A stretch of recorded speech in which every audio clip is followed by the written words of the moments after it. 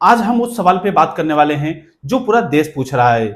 जब भारत में हर एयरलाइंस की फ्लाइट कैंसिल होती है, लेट होती है, तो सरकार सिर्फ इंडिगो के पीछे क्यों पड़ी हुई है? इंडिगो ने पिछले 4 दिनों के अंदर 1200 से ज्यादा उड़ानें रद्द की हैं। यह बात तो सही है, लेकिन क्या इसके पीछे सिर्फ इंडिगो है या फिर सरकार ने अपनी कुछ नाकामी छिपाने के लिए एक एयरलाइंस को बलि का बकरा बना लिया है?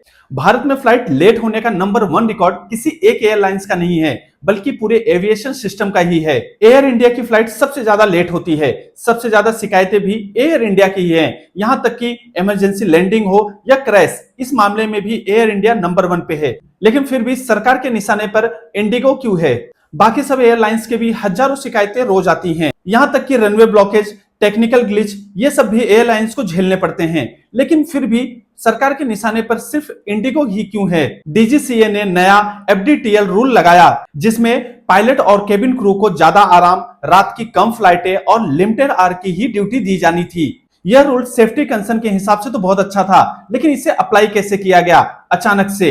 लेकिन मैं आपको बता दूं कि डीजीसीएल ने यह रूल 1 साल पहले ही सारे एयरलाइंस कंपनियों को बता दिया गया था और सभी एयरलाइंस के पास काफी टाइम थे कि वो अपने स्टाफ को हायर कर सके, नए पायलट, नए केबिन क्रू को। लेकिन सवाल ये उठता है कि जब ये सारी चीजें जनता से जुड़ा हुआ सीधा मुद्दा था, तो डीजीसीएल को पहले एक रिव्यू करना चाहिए था, उसके बाद इस रूल को अप्लाई करना था। लेकिन हुआ इसके बिल्कुल उल्टा, जिसके कारण पूरे देश भर के एयरपोर्ट पे अफरा तफरी मच गई, जिसके कारण आम जनता बहुत ही ज्यादा परेशान हुई, जिसमें किसी की शादी छूटी, तो किसी का मेडिकल अपॉइंटमेंट, तो किसी का एग्जाम, तो किसी की जॉब। और इसका सबसे बड़ा असर इंडिगो पे पड़ा। इंडिया की सबसे बड़ी एयरलाइंस 350 प्लेन और 2000 से ज्यादा रोज की उड़ानें करता है, जिसके कारण इसके ऊपर इसका असर सबसे ज्यादा देखा गया। इतने बड़े एयरलाइन कंपनी के ऊपर एक दिन के अंदर ऐसा रूल लागू करना बहुत ही मुश्किल है। नया नियम लागू होने से सारे एयरलाइंस कंपनियों को क्रू की कमी पड़ी, लेकिन मीडिया की हेडलाइन में सिर्फ एक ही नाम गूंजा, वो है इंडिगो। अब सवाल यह उठता है कि क्या इंडिगो को छोड़कर बाकी सभी एयरलाइंस कंपनियों के अंदर सब कुछ अचानक ठीक हो गया, या फिर सरकार और डीजीसीए को सिर्फ इंडिगो ही दिख रही है? लेकिन मैं आपको बता दूं कि यहां पर सिर्फ ये नए रूल की बात नहीं है। अब एक इससे भी बड़ा सवाल सरकार और डीजीसीए पर उठ रहा है। 2025 में डीजीसीए ने इंडिगो को सो कॉस्ट नोटिस जारी की, यानी डीजीसीए के अनुसार इंडिगो के पायलट ट्रेन नहीं थे, यानी इनकी ट्रेनिंग मानकों के अनुसार नहीं हुई थी।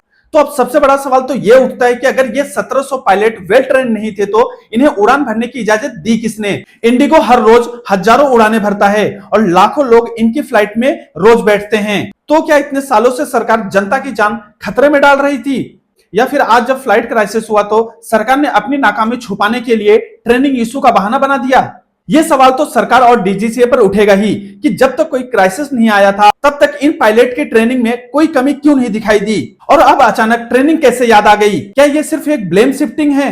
क्या सरकार और डीजीसीए अपनी गलती को छुपाने के लिए एक कंपनी को टारगेट बना रही है? इन सब चीजों में आखिरकार जनता ही परेशान हुई। हजारों लोग एयरपोर्ट पर ही फंसे रहे और सरकार का जवाब क्या आता है कि हम जांच करेंगे। और डीजीसीए ने कहा कि 10 फरवरी तक सारे एयरलाइंस कंपनियों को इस रूल में छूट दी जाती है। तो अब भी सबसे बड़ा सवाल तो यही है कि अगर 1700 पायलट की ट्रेनिंग परफेक्ट नहीं थी, तो इसमें इंडिगो की गलती कम और सरकार की लापरवाही ज्यादा नजर आती है। इस सब मामले पर आप क्या सोचते हैं? हमें कमेंट बॉक्स में जरूर बताएं। क्या सरकार जनता की जान से खिलवाड़ कर रही है? अगर आपको हमारा ये वीडियो अच्छा लगा हो, तो हमारी आवाज को ताकत देने के लिए इस वीडियो को अपने दोस्तों और परिवार में ज्यादा से ज्यादा शेयर करें और कमेंट बॉक्स में सरकार से जवाब जरूर मांगें। फिर मिलते हैं नेक्स्ट वीडियो में।